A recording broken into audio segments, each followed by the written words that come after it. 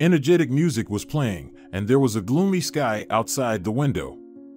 The rain pounded on the glass, and with each burst of this autumn hysteria, it became a little frightening. The flickering lights of the lamps illuminating the vast hall complemented this mystic atmosphere. Someone whispered, "Just a couple more wind gusts, and the windows will shatter, and then terrible creatures will crawl out of every crevice and invade this hall." Amidst the gentle rustling of fallen leaves, everyone laughed. Another voice enthusiastically chimed in. "The main thing is not to get blown away by the wind, or else my cat and sweet dog at home will perish. We can handle different creatures. Isn't that why we're training here?" Laughter filled the gym once again. Irma Herrera didn't allow such liberties during training. "I don't understand, my lovelies. What's the fun? Why are you here? If you're looking for entertainment, then you've come to the wrong place. I'm not keeping anyone here. If you enjoy your excess fat jiggling on the sides, you can laugh all you want, but not in my studio." The tone of the trainer conveyed her offense and even insult at the frivolous behavior of her trainees.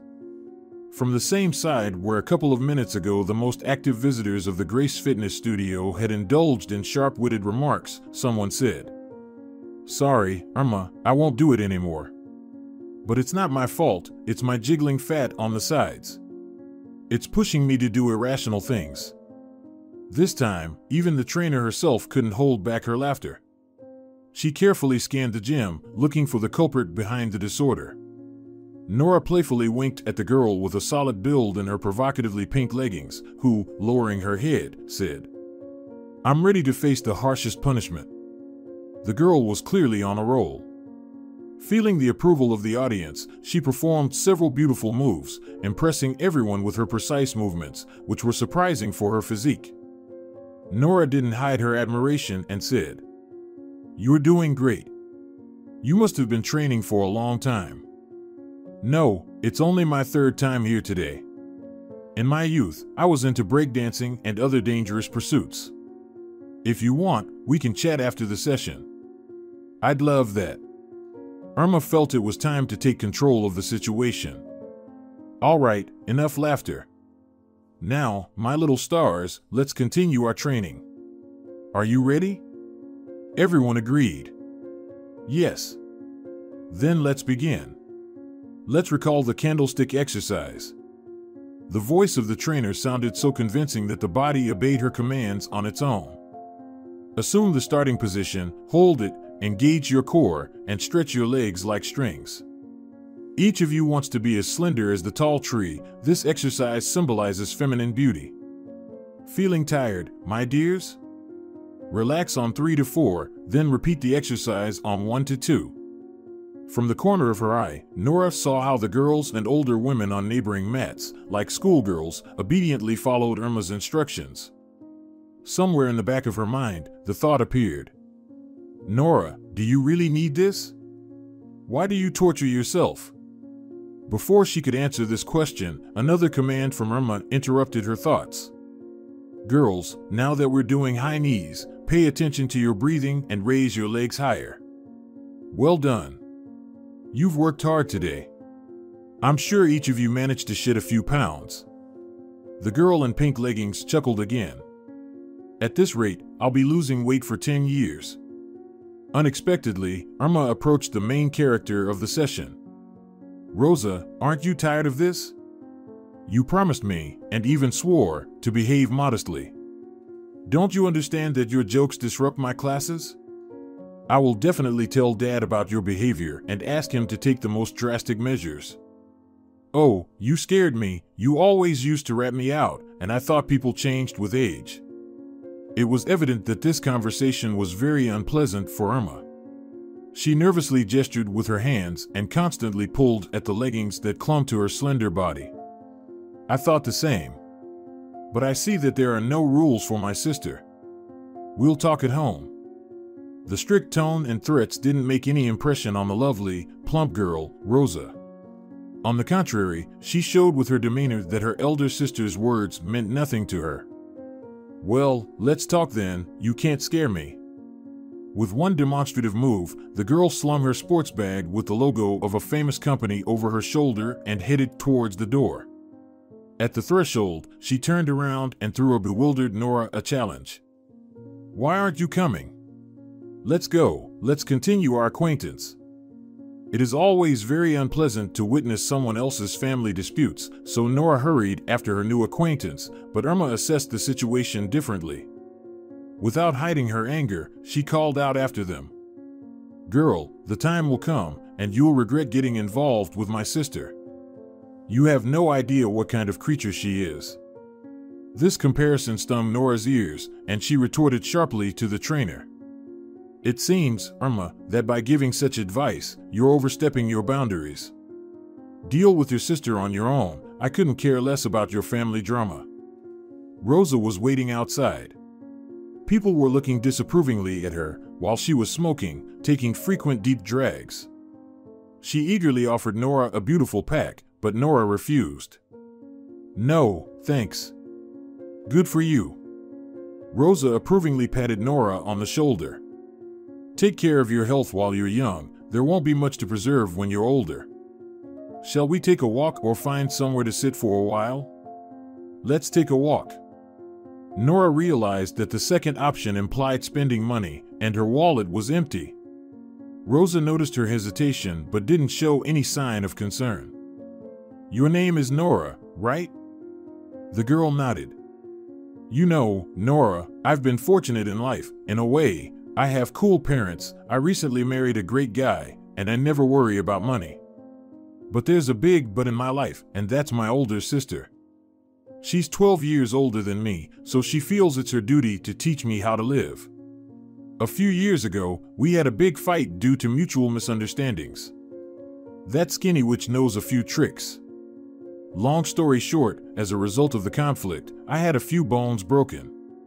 I spent 3 months in the hospital, and Irma was almost sent to jail for causing me bodily harm. My dad asked to settle the case to avoid bringing shame to our family name. But Irma and I are not blood related, we're half-siblings. That's how it turned out." Nora didn't expect such a revelation from her new acquaintance. According to social norms, now she was supposed to share something about herself, but she clearly wasn't ready for this turn of events. To avoid seeming heartless, she uttered vaguely, "Yes, you've been through a lot." Rosa even jumped into place. "On the contrary, I'm living the high life after that fight. I want for nothing. Dad immediately gave me a separate apartment so that Irma and I wouldn't cross paths. In addition to the apartment, I have a car and a personal driver. I gladly accepted the car, but I refused to have a driver. My dad's little scheme didn't slip by me. He assigned someone to spy on me and report on my every move." The girl slyly smiled at Nora. The guy left on his own accord just a week later. Nora knew there must be an interesting continuation to this story, and she was right. Rosa knew how to hold an audience's attention. Later, Nora found out that her friend often used her talent for not always noble purposes. But on the day of their first meeting, Nora was charmed by Rosa. It didn't bother her that Rosa was sharing intimate details of her life with a complete stranger. "So, I decided to get rid of the observer and organizer of surveillance on me, that is, my father, all at once. We have a spot by the lake where our group constantly hangs out. I persuaded my friends, and we deliberately staged a very personal scene for the unauthorized detective. Of course, it was all staged, but that weirdo fell for it. Can you imagine? He lost his mind after what he saw, and I haven't seen him since." "And your father? How did he react?" "He was fine. He realized that I'm a grown girl and no longer need anyone to watch over me." Until late evening, the girls strolled in the park, but Nora had been listening to Rosa passively for several hours as she kept talking about her sometimes funny, sometimes very sad adventures. Surprisingly, throughout all this time, she never mentioned her husband. Nora found it strange and decided to remind her friend about her marital status. "Rosa, where did you meet your husband? You didn't tell me anything about him." The question caught Rosa off guard. For a while, she carefully examined Nora. You're not as naive as you seem upon closer examination. My husband is a forbidden topic. I'm afraid to jinx my happiness." Rosa nervously laughed. "Just kidding. Don't take it to heart." "Well, I don't really care. I asked just out of politeness. You mentioned your husband at the studio, though." Rosa realized her slip-up. "I'm sorry, I didn't mean to offend you. My tongue tends to run away with itself, and my brain can't keep up. Olivio and I got married not long ago. It was at his insistence that I started going to Irma's gym to lose some weight.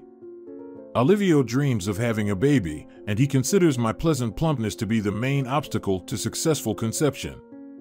Sorry for the details. He's really intelligent, something between a doctor and a pharmacist.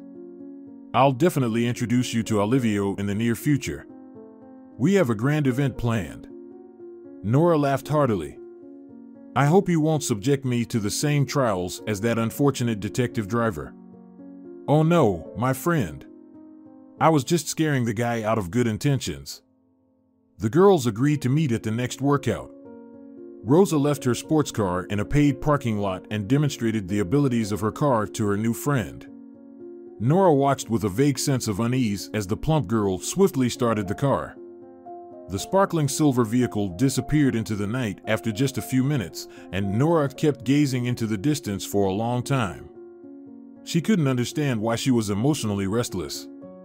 Trying not to make noise, Nora took her time opening the door and didn't turn on the lights in the hallway as she didn't want to wake her mom. But Elisa Alonso wasn't asleep. "Nora, I can't find peace of mind. You should have called at least. The training ended at 6 o'clock, and it's now 11. Where could you have been for so long?" The woman was sitting on the couch, stroking her swollen knees with her hand. Nora rushed to her mother. "I'm sorry, Mom. My phone's battery died, and I was late. I got to know a very nice person." Nora lied about the battery. She felt very ashamed that, during the evening rendezvous, she hadn't thought about her mother even once. Elisa knew her daughter well and understood that she came up with the reason on the spot, but she didn't show that she knew about the lie. Grimacing in pain, she asked, "If it's not too much trouble, could you pass me the cream I bought yesterday?" Nora rushed to fulfill her request.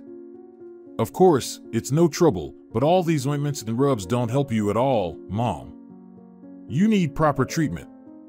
Elisa squeezed out a white, fragrant column from the tube and gently massaged it into her skin. "To get proper treatment, Nora, you need a lot of money, so I have to make do with what I have. By the way, these ointments that the doctor prescribed for me are also not cheap, but at least they help alleviate the pain temporarily. I just don't have any other options." Nora had nothing to say in response to this fair point. Elisa rarely complained about her health. She hardly ever caught a cold. In the company of friends, she would often say, "If an ordinary horse has only one strength, then I have two. My powers are designed for about 70 years or more." The colleagues laughed heartily when Elisa compared herself to a hoofed animal. Only once, Clara, who was preparing for a well-deserved vacation, warned her colleague, "Elisa, you should be careful with what you say. You know, fate doesn't favor those who boast about their virtues. It often punishes you for that." Elisa brushed it off as a joke, considering the warning from the senior employee mere superstition. However, within a week, she fell ill. Initially, it was just a sore throat, but she pushed through it, refusing to rest in bed. "Why should I lie in bed for a trifle? Every day of sickness means less pay, and I can't afford that." At that time, Nora was finishing school, and her mother's main dream was for her daughter to attend college. For that purpose, Elisa took on additional shifts at the meat and poultry factory. "My life hasn't been easy, so I want my daughter to lack for nothing. Let her study, become someone important, and I'll be proud to have raised such a daughter all by myself." Elisa rarely took vacations, let alone went to a resort. When people began to sympathize with her, she reacted irritably. "Why should anyone pity me? I have everything I need, my hands, my legs, and my head, so I don't need pity and can't stand any lamentations about a miserable fate. I am the happiest person because I have a daughter and a job, even if it's not prestigious like everyone is aiming for now. But it feeds the two of us. And as for not having a man by my side, that's just a matter of choice. If I wanted, I could have suitors aplenty at my feet. Nora's grandmother and Elisa's mother didn't approve of such statements. She believed that a divorced woman was indecent and always used herself as an example. My Antonio caused me so much pain, he was a drunkard and chased other women, but I endured it all to keep the family together. And what did you achieve with your Spartan endurance, Mom? Dad eventually drank himself to death, and our whole childhood with David was spent in constant fear that our enraged parents would either send us all to the afterlife or burn down the house. Elisa didn't hide her feelings. All her memories of her father were the same: fear, resentment, and the smell of alcohol. He often yelled at them, used names no parent should ever use, and Elisa endured it all. But what was the reason? To keep what was long gone. She would never, ever subject her children to such torment, tolerating an alcoholic in the house, who abused his children and wife while not bringing any money, only squandering it. After such arguments, Nora's grandmother would pout her lips in offense and wouldn't visit their apartment for a long time. She tried to instill in Nora from an early age that the man was the head of the family. She constantly drilled into Nora's head that it is women who must endure everything without complaining, that everything depends on them, and if a husband drinks or parties, it's the woman's fault. It means she's not meeting the man's requirements. Nora barely remembered her father. He disappeared from her life when she was still in kindergarten. Later, she learned from her grandmother that her mother caught him in the act with another woman and kicked him out for that. Elisa's mother judged her. Others endure such things, but Elisa is different. She could have forgiven him for the sake of her daughter. After all, Hiladio forgave her, but she showed her true character. So, she's left all alone, and no one is interested in that kind of woman. Who needs a woman with a child? Elisa was nearly fainting from her mother's words. She couldn't understand why her own mother would judge her instead of her unfaithful husband. How could that be? Her mother condemned her openly, without any shame, and even boasted about her stupid daughter to everyone. Elisa felt like the most useless and unwanted person. She now had to thank the one who picked her up to the point of forgiving everything and being glad that anyone needed her at all. Marta had a strong influence on her granddaughter, and one day Elisa couldn't bear it any longer and spoke her mind to her mother. "Why do you keep hammering into my child's head that I'm always wrong? Don't you understand, Mom, that you are driving a wedge between us? Your meddling only does harm, so I'm begging you to stop poisoning my daughter against me." Marta tightened her lips and withdrew. This time, she maintained the pause for over 3 years. Nora still visited her at her mother's request, but these encounters were no longer as warm as they used to be. The girl was old enough to realize that her grandmother held a grudge not only against her mother, but also against her. Gradually, these visits became very infrequent, and the neighbors would disapprove when they saw Nora. How could you abandon an elderly person to the mercy of fate? She might die of grief. It's unimaginable to treat the one who gave birth to you, raised you, and cared for you like this. And you seem like decent people, yet you treat the elderly like that. Of course, in the eyes of a 16-year-old girl, her grandmother didn't look young, but she didn't consider her old either. Since Nora wasn't used to pretending, she asked Marta, "Grandma, why do your neighbors say that you're old and could die of grief at any moment? You're only 65, and at this age, people still work and even get married." The girl didn't expect such a vehement reaction to her fair remark. "It's all going downhill. I thought I'd have somewhere to lean on in my old age. But now I see that all my hopes are in vain. The only thing I have is relatives. Strangers treat me better than my own daughter and granddaughter." The grandmother tightened her lips as these words hurt her. "Yes, it didn't work out with my granddaughter either. My daughter understands nothing about life and won't listen to me. That's why she'll struggle all alone until the end of time. And my granddaughter is the same. She's still young, but she's already showing her teeth. It looks like she'll surpass her mother." Nora understood that it was useless to try to prove anything to her grandmother. After that incident, she did visit Marta, but she no longer confided in her, and honestly, she only went because she knew that an elderly person needed help, not because she felt any tender feelings for her grandmother. Elisa's negligent attitude towards her own health resulted in a serious complication. No sooner had she recovered from angina than she started feeling unwell again. Suddenly, her temperature spiked, and all the joints in her hands and feet swelled to the point that every movement caused unbearable pain. She spent a whole month in the hospital. Throughout this time, Marta only visited her once. Marta wasn't hiding her satisfaction, and she stood right by the sickbed and said, "You got what you fought for. God punished you for your loose tongue. If only you had listened to your mother, things would be different." Elisa looked at Marta in astonishment. Marta, her mother, her flesh and blood, the person who gave her life, was standing by the hospital bed and smiling with satisfaction. No, she wasn't just smiling, she was happy that her prediction had come true, and her daughter was securely confined to the bed.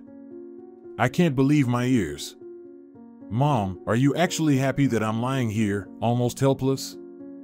Marta realized she went too far and tried to justify herself, but it only made things worse. "What do I have to be happy about? Heaven forbid your legs give up completely, then I'll have to take care of you. What joy is there in that?" She bit her tongue again, but what was the use? Marta's tongue had always lived its own life. And the worst part was that it dropped words long before her head finished thinking. During her prolonged illness, Elisa became very weak. The cynicism of her own mother shocked her, but she held back her tears. "Mom, I swear I'll never ask you for anything, so you can be at ease. You won't have to take care of me or do anything like that." Marta rushed to the exit, but at the door, she was confronted with her sick daughter's last request. "Mom, please don't come here anymore, it'll be better this way." Marta turned around. "And I have no intention of coming. What's the point of wasting time on someone who doesn't appreciate it? You don't appreciate anything that I do for you. Did I warn you? I warned you. I came to visit, but this illness could have been avoided. I came, and you're dissatisfied. You should be grateful to me." Then, the ward neighbors told Nora that Elisa cried all night. The next day, Elisa's condition worsened, and the girl knew it was her grandmother's fault. After that incident, the only thin thread between her and her grandmother snapped. No matter how hard Nora tried, she didn't want to see her grandmother at all.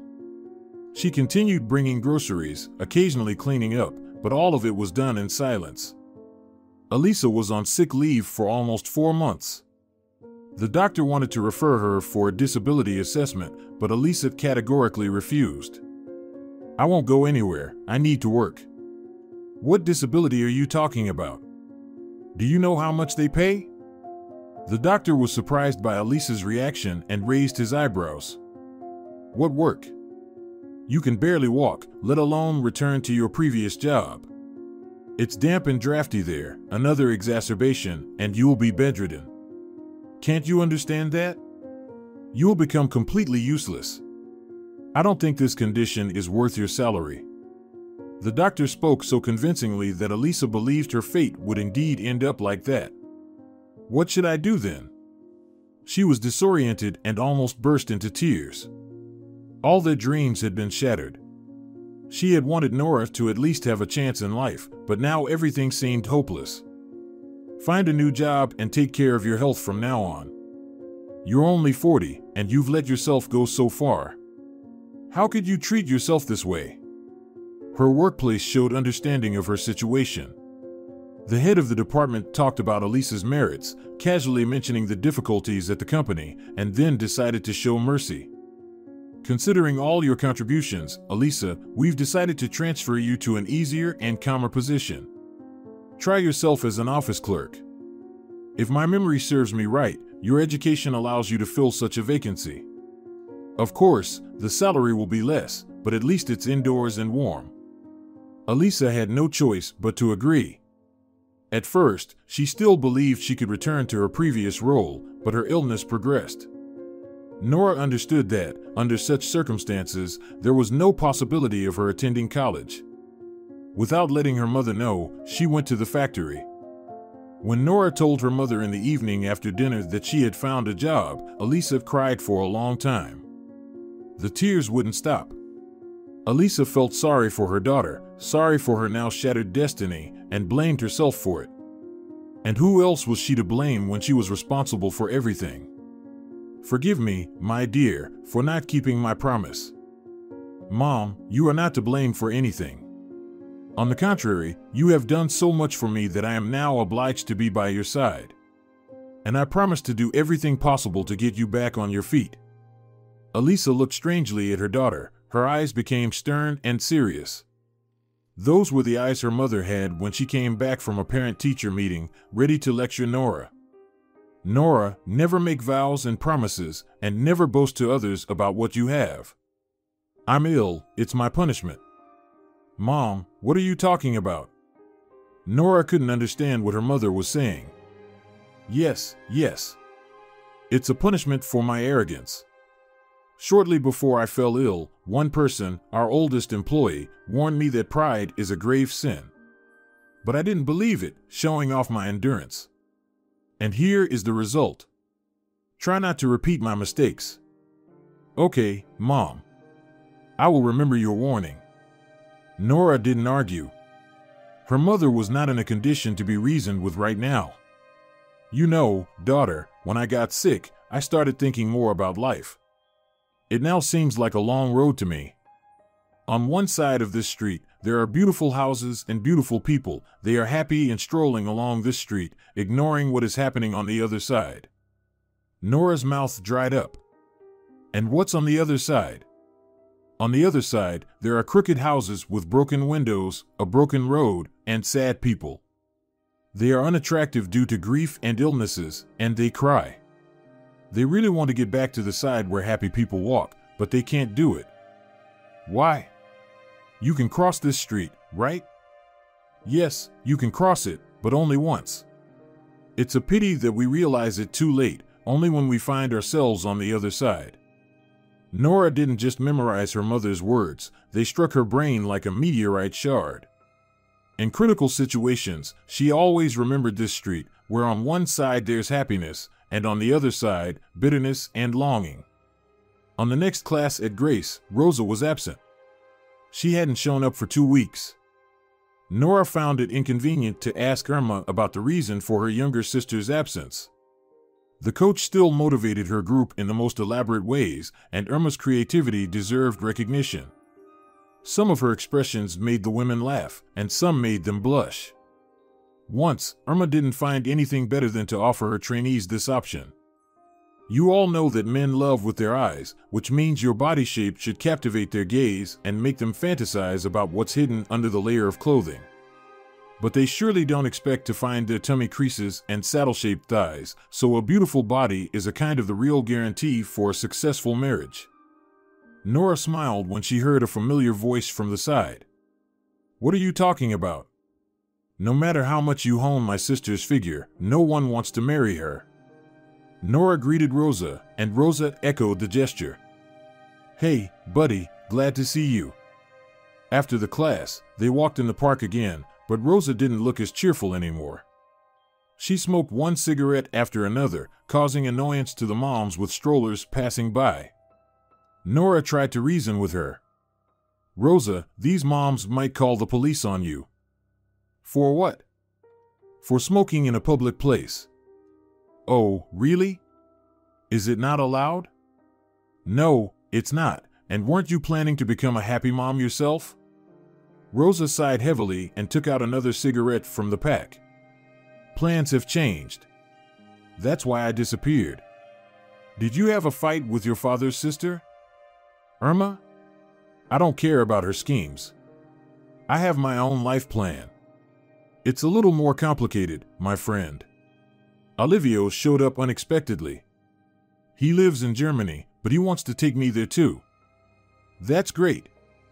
Rosa was in a bad mood, and her friend's enthusiasm didn't sit well with her. I've been to Germany already, and I confess, I didn't like it. They are obsessed with cleanliness and order there. What's wrong with that? It's taken to an extreme there. Everything is different. I definitely won't get used to their rules, but that's not the main problem. What is it, then?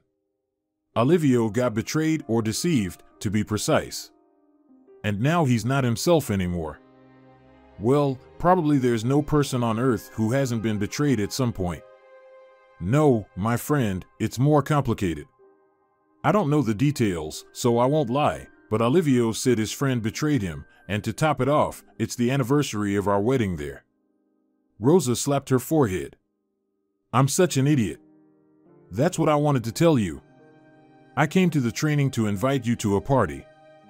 Nora asked for clarification. A party? Rosa brightened up. You really don't know what a party is? Nora shook her head negatively. I'd appreciate it if you could explain it to me. Rosa strained, trying to figure out how to explain the term to her friend more easily. A party is just a regular gathering, but of a slightly different format. Prestigious people come there. You can make right connections, or even meet a potential groom. Really? Nora wanted to accept Rosa's invitation very much, but she knew it was impossible. I'm sorry, but I won't be able to. You see, my mom is sick, and then... It's all excuses. If you're worried about what to wear, you can relax. And what's the problem with your mom? Nora briefly told Rosa about her mother's illness, and she listened attentively. Okay, give me your number and wait for a call. I probably didn't tell you that my father has a private clinic. He's a doctor by education, but after college, he got into business instead of practicing. Anyway, they treat rheumatism and joints there with some new medication. I'll ask him today to arrange a consultation for your mom. The next morning, Nora was awakened by her phone ringing. Rosa's voice ordered, "Tell me your address, I'll be at your place in 5 minutes. And get your mother ready, the consultation is at 9 o'clock. Nora glanced at the alarm clock. Rosa, it's already 8:30. That's why I'm calling so that you can get ready. Nora rushed to her mother's bedroom. Mom, wake up.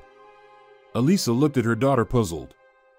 Today is Saturday, I have a day off. It may be your day off, Mom, but normal people work. Remember I told you recently that I met a very interesting girl? I remember. So what? Well, the thing is, my friend's father has a private clinic. The best doctors work there, and they are testing some new medicine. I can't explain everything now. I don't fully understand it myself, but you have a consultation at 9 o'clock, so we'll have to hurry. The clinic amazed Nora not so much with its modern design as with the absence of queues. Doctors and nurses calmly walked through the spacious corridors. When they approached the reception, a young girl in a white coat greeted them with a smile, as if she had been expecting them for a long time. You're expected already. Please go to the 5th room. It's here, on the 1st floor, to the right of the reception. In the doctor's office, besides the physician who examined Elisa carefully, there was another person. Though he also was dressed in a white coat, Nora realized that this young man was present as a guest, and she was right. After the thorough examination, the elderly doctor said, Eduardo, this is your case. What do you think? Are you sure, Rodrigo? I think we'll have to work with this patient if she agrees. Let her take urgent tests, and then we'll discuss the treatment strategy. Eduardo had a very pleasant voice, and his manners indicated his high social standing. In a few words, he explained to Nora that he created a unique medication that had already helped hundreds of patients. Although the process is still in the experimental stage, we have results that allow us to judge the effectiveness of this drug. Elisa agreed immediately, but Nora was skeptical about the offer. What if something would go wrong? What if her mom would go worse? Rodrigo decided it was time to intervene in the conversation. It won't get worse, that's for sure. The worst that can happen is that there will be no positive result. According to the available data, such cases are extremely rare. To the most of the patients at our clinic, this medication suits well. After the completion of this trial, Eduardo will receive certification, and this much-needed medication will go into production. However, its cost will not be affordable for everyone, so you have a unique chance to get treatment for free. Noticing that the girl was still hesitating, the doctor embraced her like they were a family. Don't worry, your mother will be under observation. At the slightest change in her condition, the treatment will be stopped. On the same day, Elisa was hospitalized to the ward. Nora couldn't believe that something like this could happen in real life. Rosa, I can't believe it. It feels like we're in a movie. You're my fairy godmother. The friend blushed from embarrassment. Oh, come on, don't praise me so much. I haven't done anything special. It all just came together. Maybe someday you'll help me too? I owe you for the rest of my life now.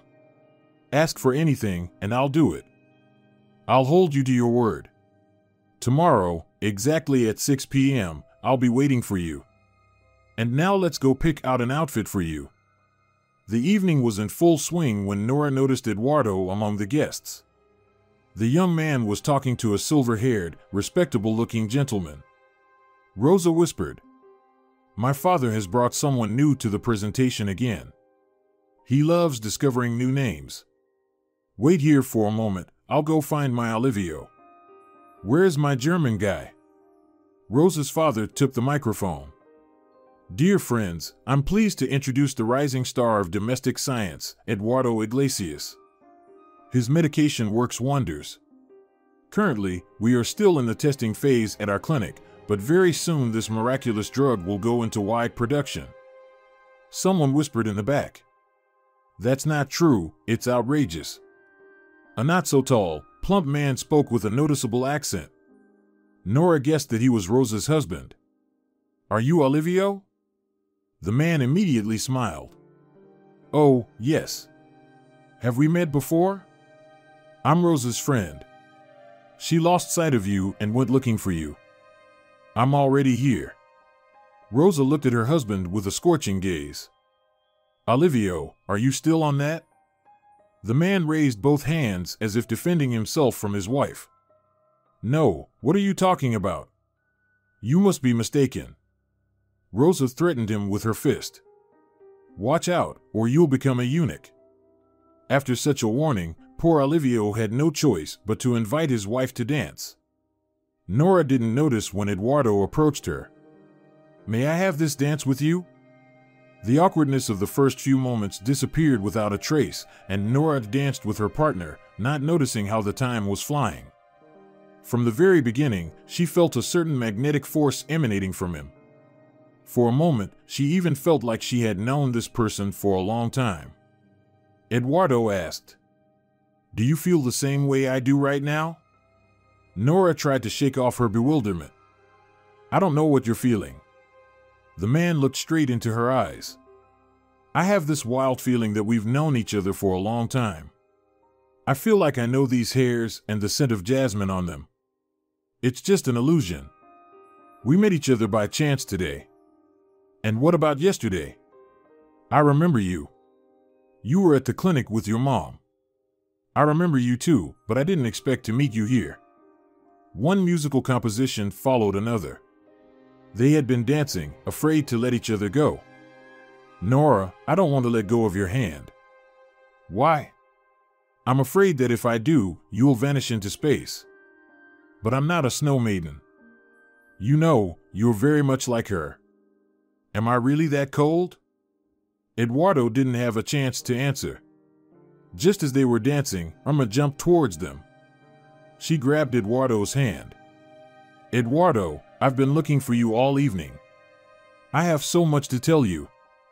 Eduardo tried to free his hand, but Rosa's sister held onto him tightly. Nora felt lost and didn't know what to do. She regained her senses when Irma hissed angrily, "Go away, you should know where you belong, and don't ever get in my way again." She heard Eduardo rudely responding to his trainer. Leave me alone, Irma. Nora heard footsteps behind her, but the illusion had faded. She no longer wanted to see this person. Nora, wait, let me escort you. A girl from a lower class isn't worth your attention. For a moment, Nora got distracted and stumbled on the curb. She immediately felt a sharp pain in her foot. Eduardo skillfully examined her foot. This is what carelessness leads to. I asked you to stop, but you ran off somewhere unknown. Why unknown? I was in a hurry to go home because I have nothing to do at such parties. To be honest, I don't like such events either. But now I'll have to see you home. You have someone else to escort. I can manage on my own. The girl tried to stand on her foot but screamed in pain. Yes, it's serious. I'll have to personally take care of your treatment. Ignoring the girl's resistance, Eduardo picked her up in his arms. In the moment when they were so close to each other, both felt that strange sense of attraction that hadn't left them during the dance. Nora no longer appeared at the Gracia studio. She almost forgot about the strange incident that happened at Rosa's party.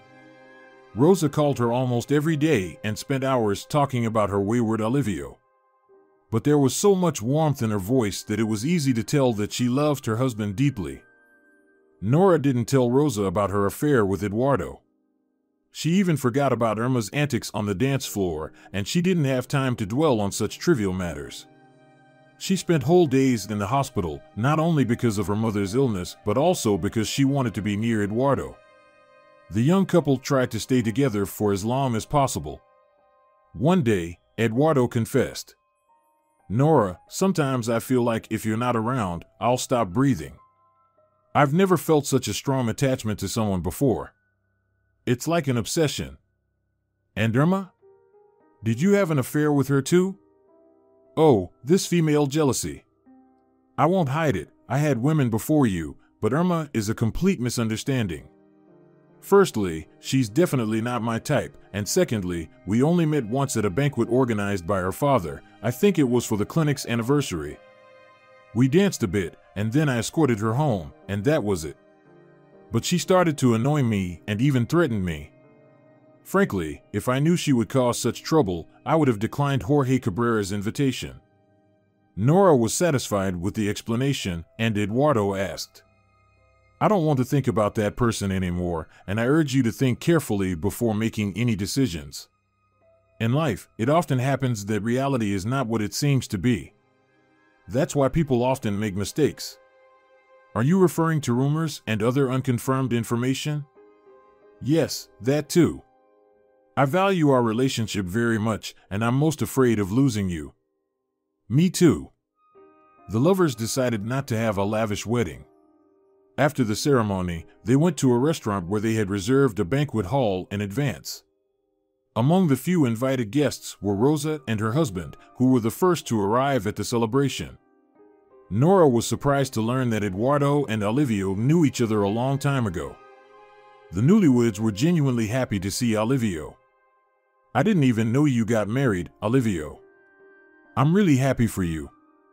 See, I followed your bad example." In response to Nora's inquiring look, Eduardo briefly explained, "We happened to be in the same auditorium, listening to lectures from the best minds in the scientific world. In short, I was doing an internship in Germany, and that's where I met Olivio. We didn't become close friends, just hung out a couple of times over a beer. Honestly, I didn't even expect to see him here." This meeting also made a strong impression on Rosa's husband, although his face didn't show joy. On the contrary, Olivio seemed angry and dissatisfied, muttering something in his language. Nora didn't like her friend's husband's behavior, so she asked Rosa, "Tell me, what is Olivio unhappy about? Did someone offend him?" The girl was slightly embarrassed. "There's something I need to tell you later. I don't want to spoil your day today." Nora didn't pay much attention to those words. Happiness overwhelmed her. She felt like she had two little wings behind her back. All the days after the wedding felt like sweet dreams. "Eduardo, I want this to last forever. I've never been this happy before, and it's all because of you. Can you believe it? This apartment, the luxurious surroundings, it all feels like a fairy tale. I feel like Alice in Wonderland. Her young husband felt the same, but he restrained himself from overly emotional displays. Did I really make all this happen? Of course, you did. Who cured my mother? It's all because of you. I can't even decide what I'm happier about, my mother's recovery or our wedding. Everything feels like a fairy tale, like I'm Alice who ended up in a wonderland. On the third day, Rosa called, and after talking to her, Nora was brought back to reality. Her friend asked to meet in the same park where they used to spend time together. But Rosa didn't look like the same cheerful and slightly scattered girl. She got straight to the point. Remember, Nora, you promised me to fulfill any request I had. Of course, I remember. I don't back down from my word. That's good. Remember when I told you that Olivio has a problem? I remember you said someone betrayed or backstabbed him. Nora, don't you even have a guess who might be the villain? No idea. I don't know the details, but the essence is that Olivio and Eduardo worked together on creating a medication. Olivio did most of the work, and Eduardo just came in when everything was ready. He added a couple of formulas, but the ideas and everything else belonged to Olivio. He spent several years on this project, and then your Eduardo went away and took someone else's work with him. And what do you want from me? Nothing special, just help to get back what belongs to someone else. After all, you always stood up for justice. And why should I trust you? You don't have to trust me, but when you get the documents, you'll easily read the name of the project's author on the cover page. Even though it's in German, Latin letters are mostly the same everywhere. There's also a unique feature, a thumbprint in the corner. That's Olivio's touch. It's like he sensed that his work would be appropriated by someone else. Rosa continued to talk about her wonderful Olivio for a long time, but Nora wasn't really listening. Instead, a street appeared in her mind, and she saw herself on the gray side of it. All right, Rosa. I will try to fulfill your request. The next evening, Eduardo headed to the clinic. My dear, don't get bored without me. I'll be home late. There's just one final touch left, and then we can apply for certification. Eduardo, did you really come up with this medication yourself? Do you doubt my abilities? I have a degree in chemistry, and only later did I decide to dedicate myself to pharmaceuticals. By the way, Olivio's idea inspired me to create this medication, but his approach was not feasible, so I decided to go a different way. But Nora was no longer listening to her husband. In her mind, there was a pulsating distress signal. It's true. When Eduardo left for the clinic, Nora took out all the documents from the safe. In a thick folder, there was the formula of the medication and reports from all the trial phases. An hour later, Rosa held this folder in her hands. Now my Olivio will be on cloud 9. Thank you, Nora. I hope I've paid my debt to you fully. What are you talking about, my friend? What debt? An hour later, a train was carrying the girl far away from that house and that apartment where her happiness had been left forever. In the morning, the young wife didn't find Eduardo. There was only a lonely white sheet of notepaper on the glass coffee table. I'm sorry, but I can't stay with someone who can do such things. Don't look for me. At first, Nora wanted to explain what happened, but she decided against it. Eduardo would surely figure it out himself after discovering the missing documents. There was only one thing left: to try to forget him, like it was all a bad dream. Everything would have been fine if it weren't for the painful ache in her soul. Intellectually, Nora perfectly understood what kind of person Eduardo truly was. But her soul refused to believe it. It was worse than any betrayal. Eduardo had truly trampled on her. Before leaving, Nora managed to visit her mother. She briefly told her about what happened. Mommy, please forgive me. I won't call for now. I'll change my SIM card, and I sincerely ask you not to give Eduardo's number to anyone. Not just Eduardo, but to anyone at all. I'll definitely call you later, when things settle down a bit. I don't know where I'll go yet. My dear, how can this be? Maybe you should sort things out. I don't believe that Eduardo is capable of such things. Mom, I told you everything. Do you have any doubts? It will be all right. I have to go. Elisa hugged her daughter tightly. I hope you won't regret it later. The only thing I regret is not realizing what kind of person Eduardo was from the start. Nora was in a hurry. She needed to go far enough so that Eduardo couldn't find her. She was afraid that he could convince her to stay since, despite everything she had learned about him, her heart still yearned and wept. Nora tried to reassure herself, everything will be fine. Time will pass, and I'll calm down. Time heals. It always does. Nora drove all night. Upon arriving in a small town, she immediately bought a newspaper. She needed to see what the job market and housing prices were like in this town. She had some money, not a lot, but enough for about 3 to 4 months. By that time, she would definitely find a job somewhere. Nora sat there for about 15 minutes when a woman approached her. Excuse me, could you tell me the time? My phone died. It's 10:30. Thank you so much. It's amazing how lost you feel without a phone. The woman smiled. Have you come to visit someone? Nora shrugged. No, not really. I just decided to stop in your town. Or, well, I'm still deciding whether to stop or not. The woman looked at her somewhat strangely, then suddenly sat down beside her. You know, almost 20 years ago, I was sitting here at this station just like you. Well, I had only one suitcase of belongings and not a single penny. I ran away from my husband, pointed my finger at the map, and left. Nora looked at the woman with interest. It couldn't be. It seemed like Nora was now repeating what this woman had once done. And what happened next? Well, at first, it was tough, of course. Oh, I went through all kinds of things. I was hungry, made ends meet with odd jobs. And then this kind old lady took me in. The woman sighed sadly, leading Nora to believe that the kind old lady was no longer alive. Katerina used to bake pies and sell them at the market here at the station. I started helping her.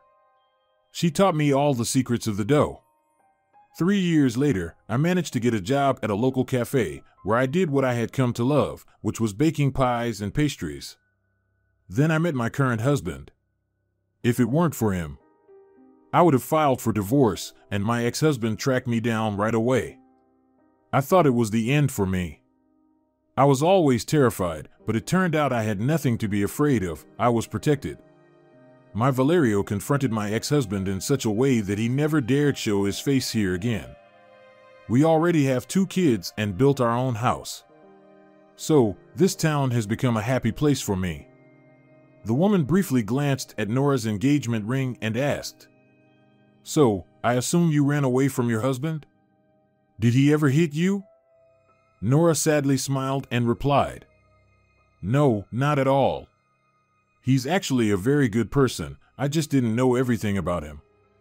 The woman stood up and said, Look, there's no need to cry. Come with me, we'll get you settled, find you a place to stay, and get you a job. Don't rush into anything, take your time to choose. My name is Leah Lopez. Oh, you don't have to do this. I'm a complete stranger to you, Nora replied. It's uncomfortable to sleep on the ceiling, the blanket falls off. And how can you be a stranger to me when you're going through the same things I went through? Let's go, people should help each other, Leah said, encouraging Nora to join her. Nora agreed and introduced herself, shaking Lee's hand. They walked along the path, and Leah began talking again, mentioning that she was on her way to the dentist, but she was afraid and disliked going. Nora paused and offered to wait for her, but Leah waved her hand and explained that she would find any excuse not to go anyway. She admitted that she was terrified of dentists. Nora suggested helping her rather than letting her tremble with fear at the clinic. As they continued their conversation, the road seemed to pass quickly. They soon arrived at Lee's brightly colored, green-fenced house, and Leah spoke with pride about her beautiful surroundings, filled with many flowers and a well-kept yard. Nora admired the picturesque scene and remarked, It's so lovely here, I feel like I'm in a fairy tale. Before she could finish her sentence, a young girl around 8 or 9 years old suddenly appeared. She put her hands on her hips. "Mom, you didn't go to the dentist again?" the girl asked. "Oh, this is my Dora. She's my conscience. She scolds me every time because I can't overcome my fear." She hugged the girl. "Dora, this is Nora. Nora will be staying with us for a while." The girl smiled. "Hi. Can you do some unusual braids?" Nora smiled. "I used to know how, but it's been a long time. I think I'll remember." By the evening, Nora had become acquainted with all the household members. She had a strong feeling that she had never met kinder people. And somehow, even the sadness in her heart had diminished a little, as if these people had shared their warmth. After 2 weeks, Ignacio helped Nora get a job as a dispatcher at the bus depot. Nora quickly grasped everything and started working. 2 weeks later, she found a suitable apartment. During the farewell dinner, Leah sighed. "I got used to having you around. Don't forget about us, come and visit. Where would I be without you? You're the only family I have." Dora hugged her. "You come, I haven't learned to braid all the hairstyles yet." Almost a year passed, and Nora worked as a dispatcher. At first, the job seemed difficult, but she soon understood everything even better than the director. "Nora, how are you doing?" Nora startled. Not long ago, they had hired a new driver who was showing her a bit too much attention. He was handsome, but there was something slippery about him. His eyes were always wandering, and he never shared anything about himself. Nora felt a mixture of disgust and fear around him. She was convinced that he knew what he was doing and was taking advantage of it. When he asked her to assign him a specific route, she felt like a rabbit in front of a python and complied just to make him leave as quickly as possible. Rumors soon started spreading around the depot that they were secretly having an affair, and that's why she always gave him the best routes. In almost a year of working there, no one had ever said anything like that about her. Nora was worried. She wasn't afraid or ashamed, but she couldn't help herself. Apparently, all those rumors reached the boss. Nora was summoned to his office. The boss, an elderly man with kind, tired eyes, looked at her and then said, "Sit down, Nora." She did, knowing exactly what the conversation would be about. "Nora, I suppose you understand why I invited you." Nora nodded helplessly. "So, is it true? Are you giving Salvador the best work because of your relationship with him?" Nora shook her head desperately. "What? Don't you do it?" She nodded and burst into tears. The boss stood up, poured a glass of water, and handed it to her. "Here, have this. Calm down and tell me what's going on. I have a feeling that not everything is as they told me." Nora, choking back tears, began to tell Hugo Navarro what was really happening. He was listening attentively and then said, "What a situation. We still need to do something about it." "All right, that's enough. Tears won't help here. I have an idea." She spent almost an hour in the boss's office and came out feeling calmer, even in a good mood. In the morning, as usual, the drivers crowded at the dispatcher's door. Soon Salvador appeared, barging into the office. "Well, who's the last one here?" "I'll be first." The door opened, and Nora stepped out. She started calling out names and handing out routes. Salvador took his turn. "Don't you get it? You won't make any money on these routes." "Nora, what's going on?" He shamelessly put his arm around Nora. She quickly freed herself. "Can't you see Hugo's signature? I no longer decide who goes where." "You don't decide, you say?" "I think it's not that simple." "Well, Nora, you'll remember my words one day." Salvador stormed out, slamming the door. Nora wiped the sudden sweat from her forehead. Nora couldn't do anything about it. It was as if Salvador had decided to make her the target of his bullying. From that day on, she faced problems. Salvador wrote complaints about her, and then a notice appeared on the depot's gate, stating that there was a girl of loose morals in the town, offering her services at a relatively low price, with Nora's phone number. She decided to quit. Living like this was simply unbearable. She wrote her resignation letter, went to the boss's office, and silently placed the letter on his desk. "What's this?" "This is a resignation letter." "I see, but what's the reason?" "We seem to have resolved the issues with the roots." "Or are you out of forms with my signature?" "I can write more." "No, I'm not out of forms."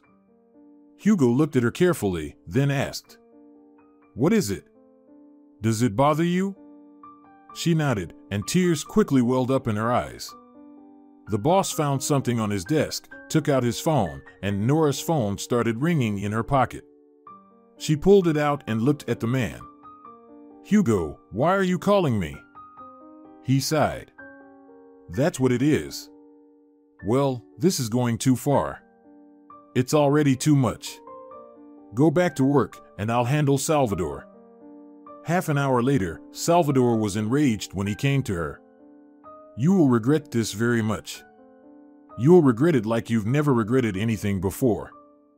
He stormed out of the office, and Nora thought that she should have quit. Who knows what kind of person Salvador really was? When she got home, upset, she decided to call her mother. She had called her several times before, but never revealed where she was. "Mom, hello." "Hello, my dear Nora." Elisa immediately started crying, as usual. "Nora, when are you coming back? How long can you hide?" "Mom, I'm not hiding." "Nora, that girl you remember, the one who helped me get into the hospital. I think her name was Rosa. She's looking for you." "Yes, it's Rosa." "What does she want?" "Nora, I don't know. She was so nervous and kept asking me to give her your number or tell her where to find you." "Mom, don't give her my number. Rosa turned out to be a bit different from what I thought. I didn't give it to her. Nora, she's come to see me twice already. And also..." "Also what?" "Eduardo has been gone for a long time, but I know that the clinic is working again, and he is the one in charge there." "What?"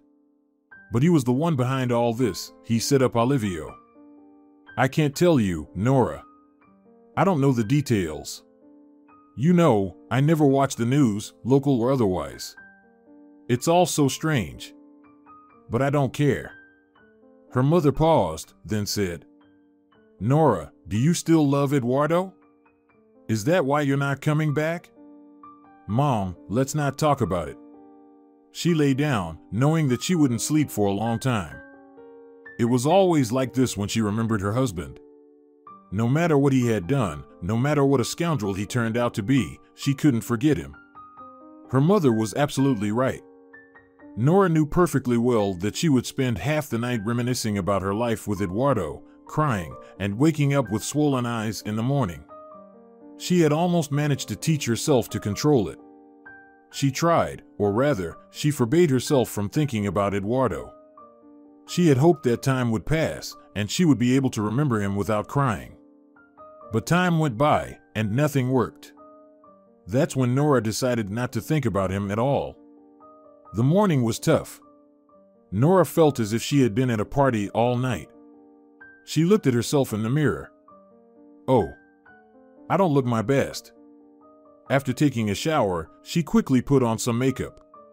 She didn't usually use cosmetics much, only on such sleepless nights. "Nora, you look enchanting today." "Nora, I can't recognize you." She walked, smiled, nodded, and greeted people.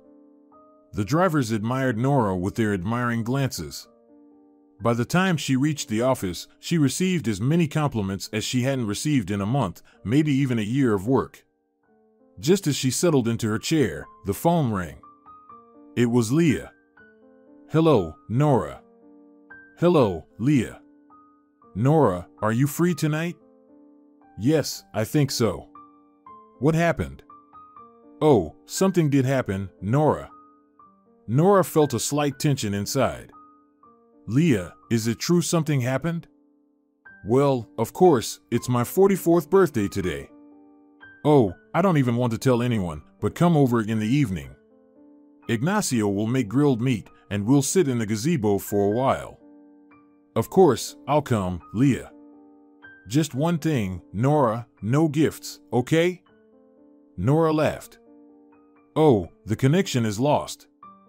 Hello. Nora, I'm serious, don't spend money, it's not a big deal. I can't hear anything now. If you can hear me, Leah, I'll definitely come. Nora. But Nora had already disconnected. Wow, Nora thought Leah was much younger. Also, she needed to take time off work to buy a decent gift. Hugo let Nora go sooner without any problems. Look, don't stay out too long, or you'll be tired for work tomorrow. All right, Hugo. Thanks. Nora found a gift and immediately headed to Lee's place. She could smell the barbecue from several houses away, and her mouth watered involuntarily. She remembered she hadn't had lunch today and quickened her pace. They had a great time together, and it seemed like it was the warmest day in May. As it started to get dark, Nora said, "All right, I have to go. I have work tomorrow. Nora, stay with us. It's too late to go now." Ignacio, slightly tipsy, kept smiling all the time. "No, I'll go. It's a good time to get some fresh air. Besides, I also drank your magical homemade liquor." The whole family bid Nora farewell. She didn't live far, and everything in this town was close. Nora said her goodbyes and lightly walked along the sidewalk. Another 15 minutes, and she would be home. She would lie down and fall asleep, not thinking about anything. Spring was rapidly taking hold. Just a week ago, the leaves timidly started to appear, but now Nora noticed that the trees were completely green, and the grass, well, it was just too pleasant to describe. She regretfully turned into her yard. She knew that she would open the window later to let all those spring scents into her room. Oh my, look at this beauty. Nora jerked and turned. Salvador was standing next to her. It was evident that he had been drinking. His eyes were hostile, and he was smiling mockingly. "What are you doing wandering alone, Nora?" "Not good. It's a good thing I'm here to accompany you and maybe even cause some pain." He took a step towards Nora. She backed away. "Salvador, go your own way. I don't need an escort. Besides, I'm already home." She wanted to leave, but Salvador gripped her hand tightly.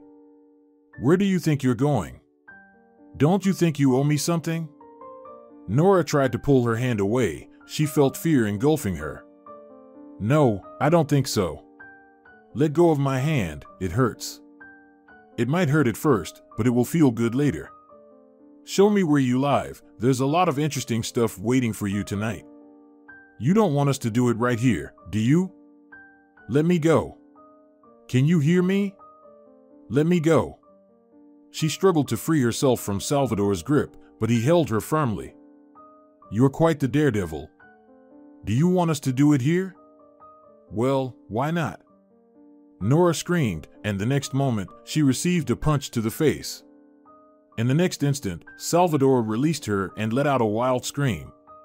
Nora opened her eyes. Her tormentor was lying on the grass, and he was being confronted by Eduardo. He stood up, dusted off his hands, and approached Nora. "Hello, Nora. It took me a long time to find you." She only noticed the large travel bag that Eduardo apparently dropped when he ran to them. "Will you let me inside? I think we need to talk." Nora looked at him, a part of her screaming, "Eduardo, hug me," but her brain ordered her to keep her composure. "Is there something we need to talk about?" Eduardo glanced away, then picked up the bag. "Well, if I came here, there must be something. Do you really think I would search for someone who betrayed me without a reason to talk about it?" Nora choked with indignation. "I was just seeking justice." Eduardo smirked. "Justice? And who gave you the right to do so?" Nora felt uneasy. Eduardo had never spoken to her in such a tone, and only now, a year later, had she realized something, or rather, started to ponder over it. What did she really do? Did she seek justice or repay a debt? The thought of the latter was unbearable. "All right, come in." They entered the apartment. Eduardo looked around. Not very luxurious, I must say. Well, it is what it is. Will you make me some coffee? I'm hungry. Of course. Nora quickly heated some cutlets, served them on a plate, and brewed coffee. Eduardo was eating with relish and speaking at the same time. Nora, for our conversation to be productive, I need to understand what really happened. I understand that you handed the documents to Olivio, but why? Because medicine, or rather, the invention, didn't belong to you. You took it from Olivio. It was he who was working on it, and when everything was ready, you just took it away. Eduardo choked on his food. Very interesting. And where did you get this information? Rosa told me everything. Everything. She even told me where to look to verify her words. I found everything she talked about, even the fingerprint, exactly where she said it would be. Eduardo smiled. But that's my fingerprint. By the way, it played a significant role in bringing justice. Nora felt a wave of heat. And what about Olivio's name on the cover page? Well, he started working with me, but then quickly abandoned the project. He was after quick money, and he made a lot of mistakes. I made him redo everything, and he didn't like that. There's his signature on the 4th page, stating that he's leaving the project. I assume they didn't tell you those details? Nora was afraid to move. No, it couldn't be true. Rosa told her everything. Nora, can I ask you just one question? Yes. How could you believe a stranger? You, who always said you loved me and believed in me. Why didn't you ask me about anything? Nora lowered her head. Are you saying that everything Rosa said was a lie? That's exactly what I'm saying. Not only that, but the clinic was closed during the investigation. People didn't receive treatment. The experiment was ruined. Now I have to start all over again. Nora, what have you done? She didn't know what to say. Nora felt the last thread connecting her to Eduardo break. He would never forgive her, and she couldn't forgive herself either. Eduardo? Yes? I don't know what to say. This past year, I lived with the hope that I would learn not to love you, to despise you for what you did, how unfair and cruel you were. I understood the situation and drew conclusions. But my soul couldn't accept it. It couldn't believe that you were capable of such actions. It turns out that I ruined your life. He sighed and suddenly pulled her into a tight embrace. Oh, Nora. If you only knew how much I wanted to find you. I didn't care if the clinic was functioning or not. The most important thing for me was to explain myself to you.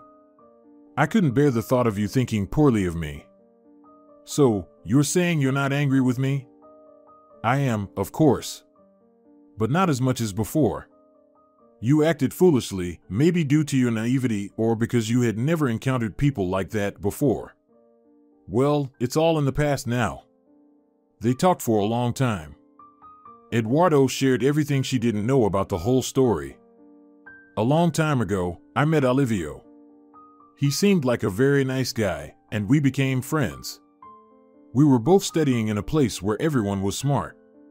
Each of us had the goal of creating something that people had never seen before. Of course, we weren't an exception. The idea of such a medicine had been in my mind for a long time. My grandfather suffered from joint pain, and I knew firsthand how difficult it was. I couldn't handle it alone, and I believed that 2 heads were better than 1. I needed a partner who could see everything I did from a different perspective. I already had a plan in my head, and I proposed to Olivio that we work on the project together. He agreed. At that time, he was just starting a romance with Rosa. If only I had known that money would become much more important to Olivio soon than the essence of the project. He himself said that he was quitting and planning to get married because he didn't want to wait any longer. I appreciated his honesty. Only, as it turned out, there was no honesty there. Olivio turned out to be a very deceitful person. He told Rosa and her father that the work was still ongoing and that they needed financial support. Rosa's father, believing in his son-in-law, gladly invested in the project. At least, that's what he thought. However, Jorge Cabrera, who invested money, had no idea that the experimental clinic had nothing to do with his son-in-law. He demanded a report that Olivio couldn't provide. The only thing Olivio didn't lie about was his true love for Rosa. Yes, strangely enough, nature brought together two halves. He told Rosa everything, and she came up with this plan and took action, especially with the help of you, the trusting, super honest one, and all that. Manipulating you, her best friend, wasn't difficult. She calculated everything correctly. Your uncompromising attitude didn't even allow you to have a conversation. I should have foreseen this, but just like you, I trusted people, including Olivio. I considered him not a friend, but a good acquaintance. Honestly, I don't know how he could bring himself to do this. And now? Nora stared at Eduardo with wide eyes. So, I betrayed you? Well, not so dramatically. Betrayal happens when someone does everything intentionally, but you just believe the people who want to deceive you. Nora stood up. But I did believe them, and we both know it. She remained silent for a few minutes, looking out of the window, then turned back. Eduardo, tell me. Why did you find me? To tell me all this? Eduardo also stood up and approached her. No. I found you because I realized that no matter how hard I tried to convince myself otherwise, I couldn't live without you. If you only knew what it cost me. A few days later, Nora and Eduardo were leaving. Leah and Dora came to see them off. Dora clung to Nora. Will you come to us again? Of course, I will. Once I learn to braid those braids we've never tried before, I'll come. I'll be waiting for you. The city greeted Nora with a damp chill. It felt more like autumn than spring. In the morning, Eduardo went to work, and Nora went to see her mother, Elisa. Elisa was unaware that her daughter had returned. As Nora turned into the yard, she noticed a woman coming out of her mother's entrance. The woman bore a striking resemblance to Irma, the same Irma who had once been Nora's coach and was Rosa's sister. Nora's heart pounded loudly. It could be just a coincidence, of course. She quickened her pace, almost flying up the stairs. Nora saw that her mother's door was open, so she rushed in and immediately found Elisa inside. Elisa was in a state of confusion, looking at the photographs she had taken out of an envelope. Mom. The woman dropped the cards, and they scattered across the floor. Nora hugged her mother tightly and only then noticed what was depicted in the photos. There was Eduardo, and he wasn't alone. He was with Irma, looking indecent. Nora collected the photos without looking at them, simply folding them back into the envelope. Oh, Nora. What is this all about? I don't know, Mom. But this time, I'm not going to run away. I will figure it out. Nora sat with her mother in the kitchen, thinking deeply. Eduardo had told her that those documents were still missing. He had managed to reconstruct some things, but the complete formula was in those papers. They could start over, but it would take several years. Currently, the clinic was using the remaining supplies of the finished medicine, but they would soon run out.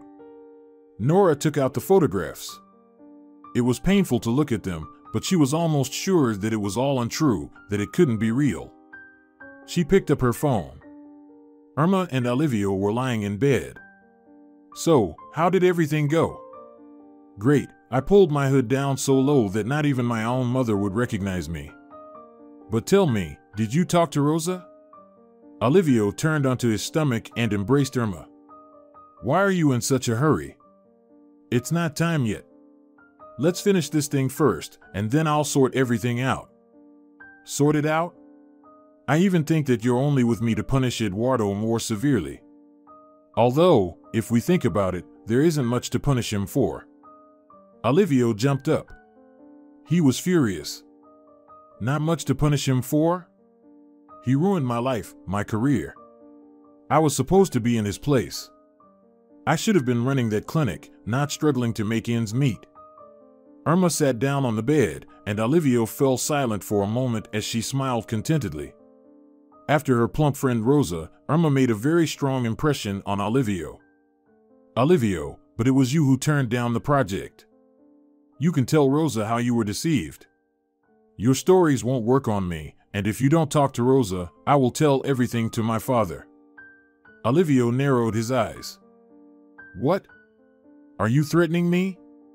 Why do you immediately assume it's a threat? I'm just laying out the possible scenarios for you. Don't take offense, but I want us to be together. Olivio mentally cursed. He didn't like Irma at all. Rosa was getting on his nerves, too, but not as much as this clingy woman. He would gladly return to Germany, but he couldn't because of the ongoing investigation. Moreover, he couldn't take the documents with him right now. They would be taken away immediately. For now, they were safely hidden, and he felt relatively calm. He needed time. In 2 months, the case would be closed or suspended. No body, no case. No documents, no crime. Maybe they just disappeared. Of course, Eduardo claimed he was now the owner and inventor of the miraculous medicine, but all the registration would be done in Germany. Eduardo was such a fool, he didn't even think to record their meeting. Then, during the interrogation, Olivio distanced himself from everything and even filed a defamation complaint against Eduardo. Everything hinged on Nora. If she testified that Rosa talked to her and that it was Nora who gave her those documents, the case would collapse. But Nora turned out to be such an idiot, she believed Rosa and ran away. How could she not believe Rosa? Rosa convinced her that she and Eduardo were deceived, and Rosa did it all for her beloved husband. A few days ago, Irma told him that Eduardo had gone somewhere, and Olivio got worried. Enough time had passed for Nora to come to her senses and forgive Eduardo. It was very dangerous, so he decided to create those photos. Luckily, there are plenty of skilled masters in that line of work now. Irma laid back down. Do you think Nora will fall for it? Olivio smiled. I think she will. She's so, well, very naive. I don't understand how she could believe Rosa. Irma chuckled. And they are match made in heaven. One fool and the other even dumber. Olivio realized that it was time for reconciliation. That's true. I'm really lucky I have you. There's everything in you, both beauty and intelligence. The next day, Nora came to Irma's fitness club. Tell me, is it true? She handed the photos to Irma. Irma glanced at them briefly. Oh, where did you get these? We just like capturing such moments. What's the matter? Didn't you leave your lying husband? Nora looked bewildered at Irma. Yes, of course. Sure, she muttered, turned around, and walked away. But Irma smiled contentedly. So what? Olivio knew what he was doing. Knowing Nora, she'd run back again and hide to lick her wounds. What a fool she was. Rosa happened to be arriving at the fitness center at that moment. She had a few questions for her sister. Olivio had been disappearing quite often lately, and she heard rumors that he had been seen with Irma. What was she trying to achieve? Did she want to take Olivio away from her? No, that's unlikely. Irma is much older. Besides, Olivio doesn't just love Rosa, they are in this together. Rosa helps her husband expose that scoundrel, Eduardo. It's incredible how she always had such a high opinion of him, and he turned out to be like this. Irma was talking on the phone and didn't notice Rosa entering. Her sister stood quietly in a corner. Irma was speaking loudly. Olivio, she fell for it, came to me for a confrontation, and even left photos. Yes, darling, you're fantastic. Apparently, Olivio was saying something because Irma was listening and nodding approvingly. Then she said, "I think it's time to have a talk with Rosa. You know, the hearings are in a week, and you still haven't gotten me the visa." She hung up, put the phone in her pocket, and turned around. But she froze when she saw Rosa. "Rosa? How long have you been here?" "Long enough to figure out who you really are," Rosa replied with a sudden smile. Irma smirked. "Listen, I'm not to blame that Olivio loves me, not you. Just look at yourself in the mirror, that's all. So, sister, no complaints, find yourself someone else." Rosa suddenly smiled. "Be careful, Irma, you might need to find someone else." "What do you mean?" "Don't even think that Olivio will come back to you. He loves me, and yes, you don't know so much. In reality, you're just a pawn in his game." Rosa didn't say anything, she simply turned and walked away. Irma called Olivio again, telling him what happened. She had to wait a moment for his reaction. Finally, he responded, "You're such a fool. My God, you're such a fool. Do you realize that Rosa might go to the police and tell them the truth about how Eduardo's documents really went missing?" Irma was flustered. "Why are you talking to me like that? How else should I talk to you? How could you come up with something like this?" "But I thought our relationship." "What did you think?" "What relationship?"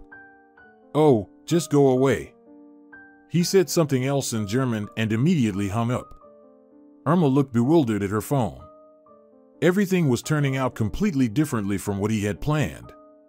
The only consolation was that Nora was taking it exactly as he thought she would. Eduardo called him.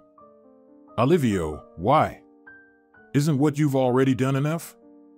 Olivio laughed. "You know what you need to do for me to tell Nora that it's not true." "What?" "Give up your rights to the medicine, and I'll spill the truth." "No. You've gone mad. When so much money is at stake, you'll do anything." Eduardo was silent for a moment, then replied, "See you in court." Olivio threw the phone on the table. Damn. Jorge Cabrera understood that something was happening. At first, he fully supported his son-in-law. How could it be possible? Eduardo, a respected doctor, gained their trust and did this. How much effort his son-in-law put into this work? How much money Jorge invested there? But then he began to realize that not everything was as simple as it seemed. His son-in-law wasn't telling the whole truth.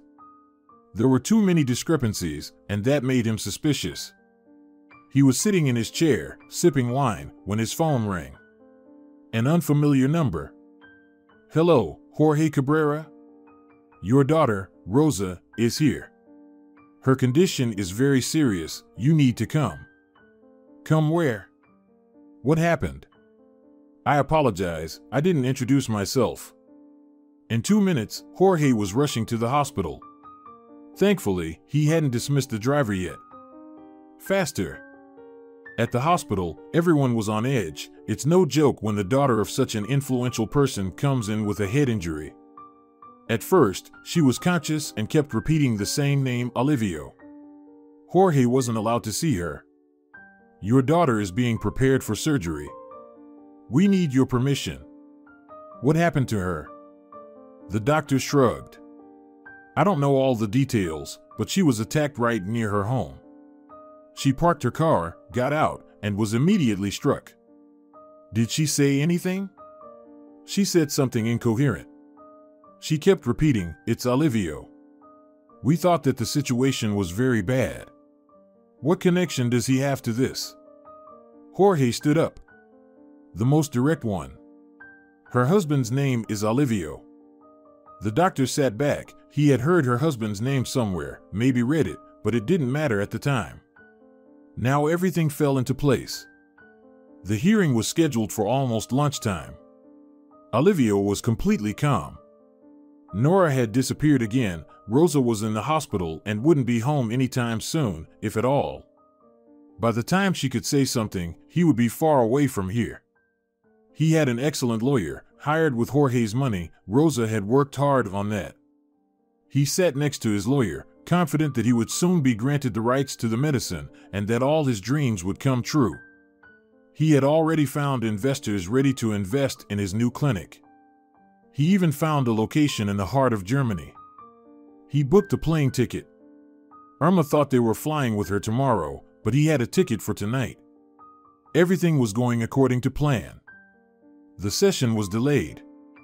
Olivio looked questioningly at his lawyer. Is something wrong? No, everything's fine.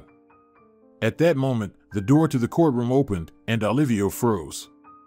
Eduardo and Nora entered, holding hands. It meant they hadn't broken up, and that was bad news for Olivio.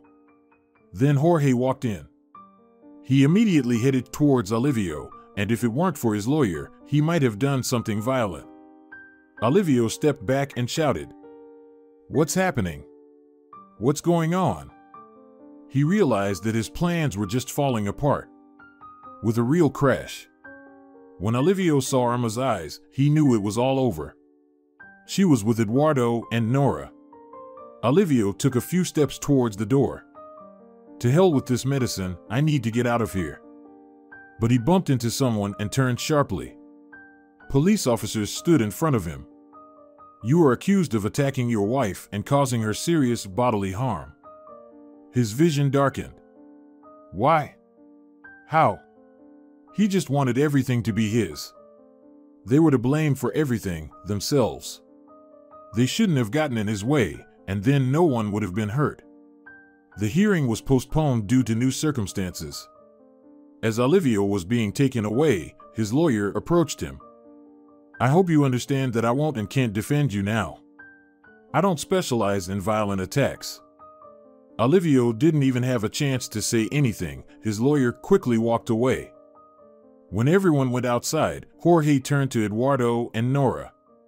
Perhaps I owe you an apology. Rosa has always had a strong character. I knew how difficult it was for her, and I tried to help her with everything. Irma also got a bit confused. And why? Because every person wants happiness, but we've sorted it all out. Once Irma found out who her sister is, she quickly came to her senses. You know what? Let's all have a coffee together, talk. Eduardo, tell me more about your work, maybe I can help with something. They'd been in the cafe for a long time. Irma talked with Nora, and she felt much better. All that fuss with the photos was nonsense. Forgive me. Now, when I look at myself, I realize that Rosa, who was always causing trouble, is nothing compared to me. How could I fall for it? I just don't understand. Yes, let's forget it all. Besides, I didn't believe it anyway. Now, I've decided that I'll investigate, talk things out first before believing, so it won't end up like last time. Nora looked at her mother with surprise. The woman was talking with Jorge. She blushed, looked younger, and appeared more beautiful. Eduardo leaned towards her ear. Is it just me, or has Elisa become more beautiful? Nora smiled, and Irma, who heard those words, first turned to her father and Elisa, then whispered to them. Well, Dad has been single for a long time now. Before she could finish her sentence, her father's phone rang. Yes. I understand, we'll be there. He hung up the phone and smiled. The doctor called. Rosa regained consciousness, feeling better. We can visit her briefly. The table erupted in noise, everyone shouted and began to get ready. When they arrived at the hospital and the doctor saw the crowd of people, he waved his hands. I won't let everyone in. Don't even think about it. They decided that Jorge would go in and the rest would wait. 3 years passed. Nora, are you ready? Yes, just 5 minutes. Eduardo sighed. Why are women like this? He knew very well that his wife was the most beautiful, so why spend so much time in front of the mirror? And yesterday, he heard her talking to Irma on the phone. When you open your gym, I'll be the first one there. Can you imagine? I stepped on the scales, plus 3 pounds. I just don't understand where they came from. He didn't see any extra pounds on her, quite the opposite, it seemed to him that Nora only looked better with each passing day. Finally, his wife came out. "All right, let's go, or Mom will call again." Eduardo smiled. "How is our mom doing as a young wife?" "Oh, everything is great. She says Jorge is planning to take her to some super-duper resort. But they were there recently. But Mom has never been anywhere before, and her new husband is spoiling her." Eduardo smiled.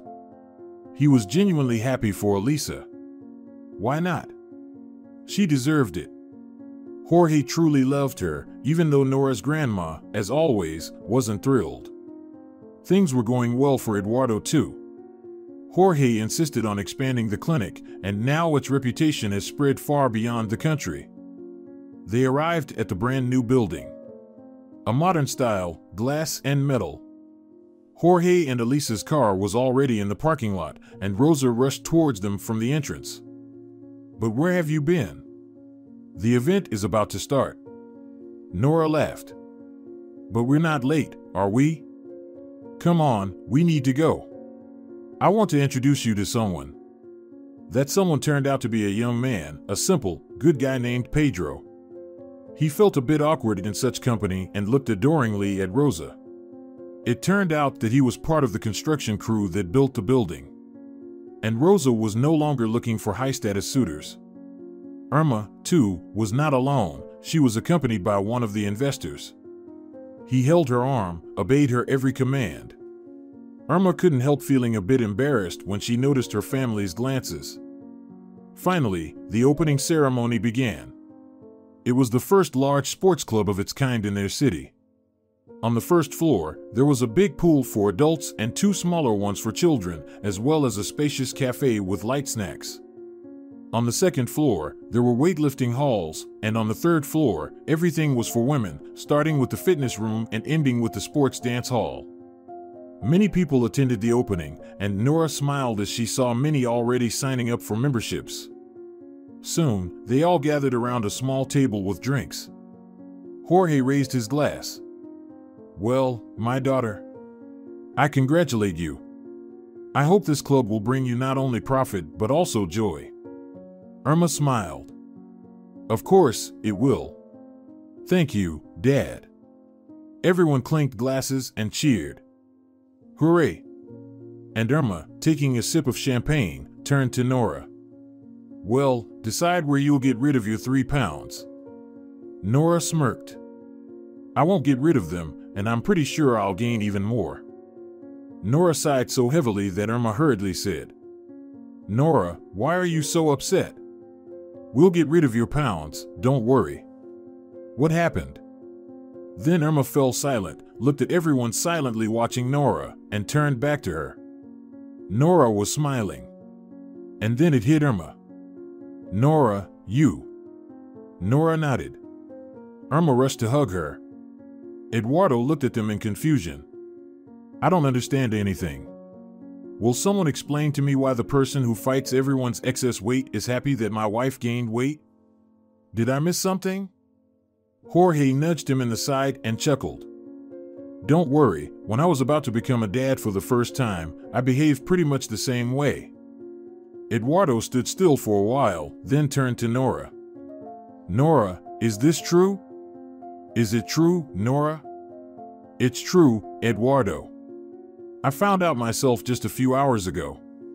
I was thinking about how to tell you, but they figured it out before me." Nora laughed when Eduardo lifted her in his arms. "You know what? What? I love you so much that there's not enough room for my heart in my chest." Nora wrinkled her nose. "Oh, no. I still love you more."